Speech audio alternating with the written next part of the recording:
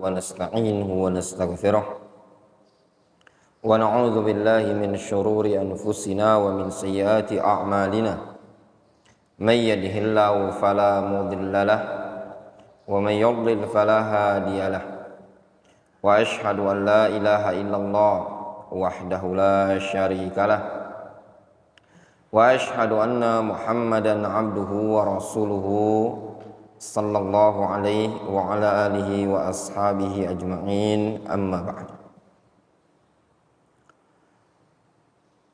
Kita lanjutkan hadis yang terakhir dari kitab bab ghusl wa hukum al-junub. Setelahnya kita masuk pada bab tayammum.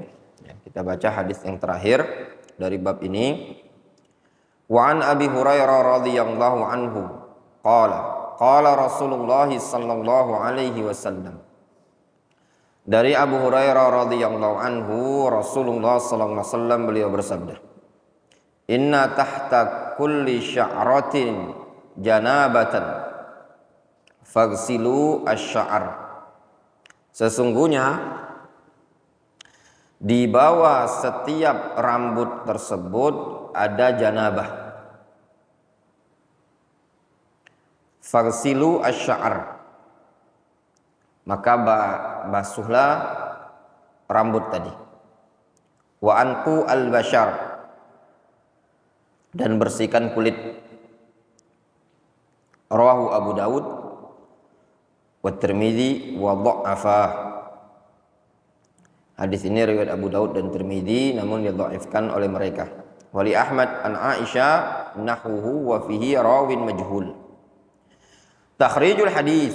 Haditsu Abi Hurairah rawahu Abu Daud wa Tirmidzi wa dha'afah wa huwa kama qala fa fi sanadihi Al-Harits ibn Wajih dhaiful hadis.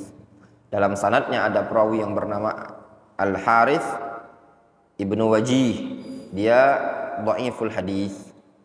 Dan juga hadis Aisyah yang diriwayatkan oleh Imam Ahmad wa huwa kadzalik dhaif. Demikian juga itu hadis dhaif. Fihi rawin mubham. Ada perawi yang mubham. Mubham itu tidak disebutkan namanya. Wa Syarik al-Qadhi wa Khusayf ibn Abdurrahman fihi ma dha'fun. Walil hadis syawahid ukhra dha'ifah. Ada Syarik al-Qadhi, ada juga Khusayf bin Abdurrahman, namun ada kelemahan pada mereka. Hadis ini memiliki kekuatan yang lain juga, namun ada kedhaifan, ya, ada penguat syawahid yang lain namun dhaif syawahidnya. Fiqhul hadis. Adapun fikih hadis ini disebutkan di sini mas'alatun ma yadkhulu fi umumi ghuslil badan minal janabah wal haidhah. Yang masuk pada bagian keumuman membasuh badan ketika mandi janabah atau haid. Itu kan umum. Apa saja yang masuk pada keumuman wajibnya mandi janabah ketika haid ini tadi. Ketika selesai haid, ketika selesai janabah, ya, apa saja yang umum wajib untuk dibasuh. Ittafaqal ulama ala wujub ta'mimil jasad bil ma' indal ghusl binal janabah. Kama sabaqa.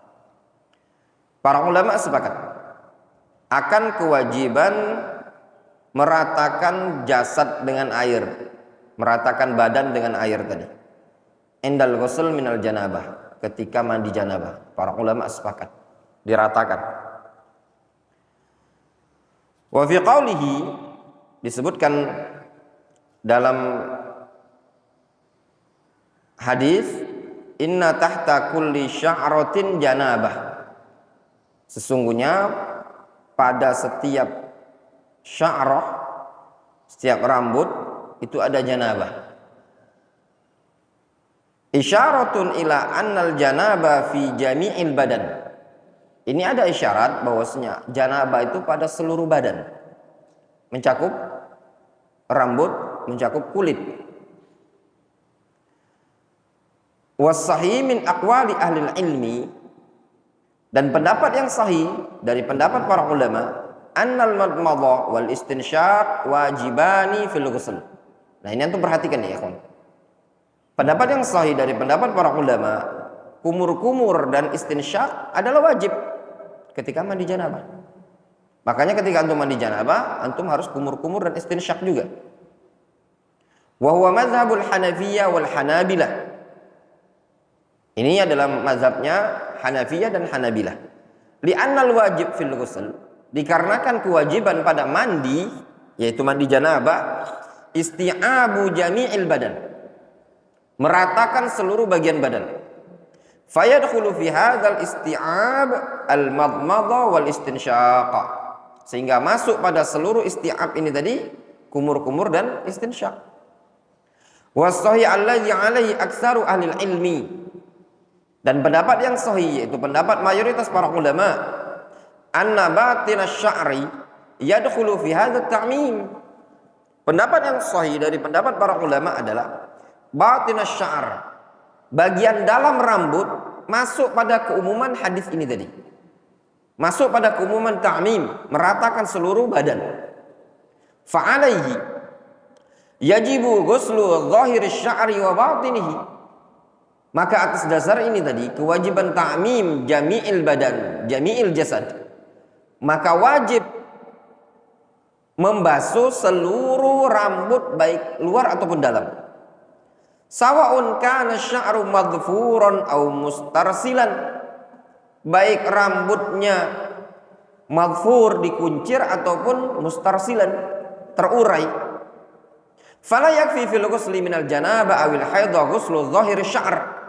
Maka tidak cukup pada saat mandi janabah atau mandi haid cuma sekedar membasuh bagian luar rambut, tidak cukup seperti itu.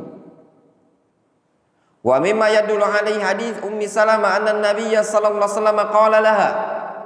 Di antara hadis argumentasi yang menunjukkan hal tersebut adalah hadis Ummu Salamah. Nabi sallallahu alaihi wasallam berkata kepada Ummu Salamah, "Innama yakfiki an tahsi ala ra'siki salasa hasayat." Kata Nabi sallallahu alaihi wasallam kepada Ummu Salamah, cukup bagimu engkau tuangkan air di kepalamu sebanyak 3 tuangan. Fa'amaraha bi salasa hasayat, atau fa'amaraha bi salasi hasayat, wa dzalika li anna sya'ral mar'a yakunu kassan aw tawilan aw mustarsilan aw madhfuran fayahtaju ila salasi hasayat hatta yabtalla bi akmalihi.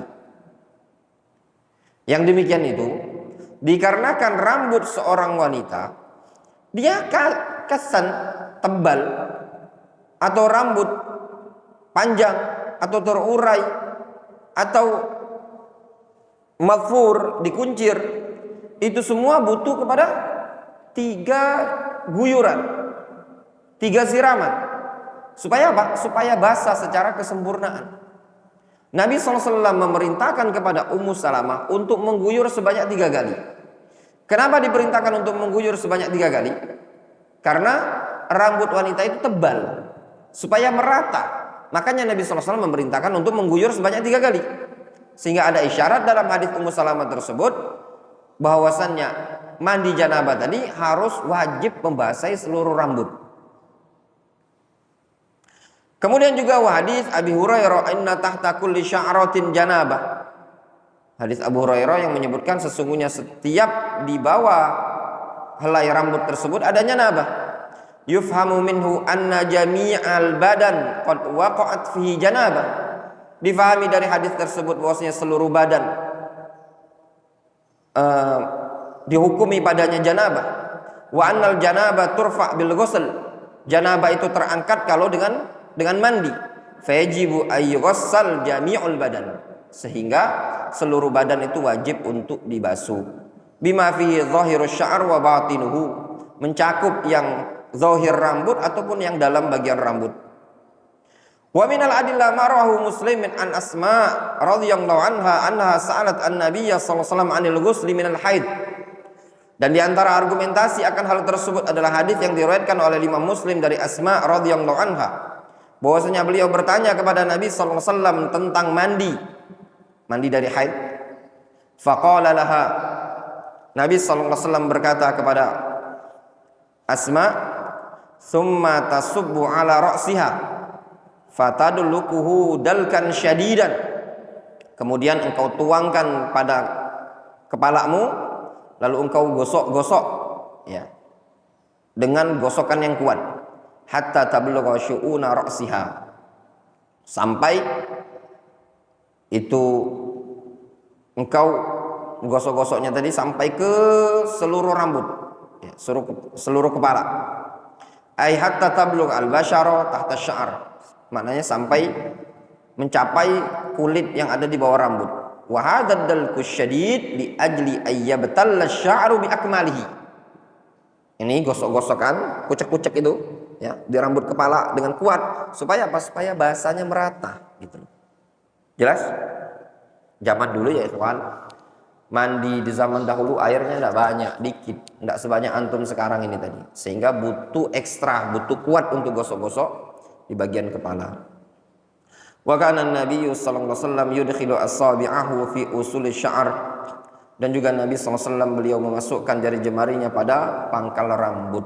Juga dalam hadis yang sebelumnya Nabi SAW gosok-gosok di pangkal rambut. Jelas ya, wadih jiddan ya.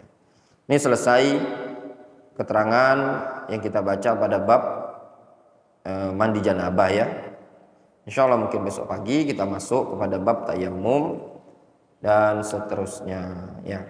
Masih ada waktu, insya Allah kita lanjutkan kajian dari kitab Syarah Nasihati li Thalabatil Ilmi.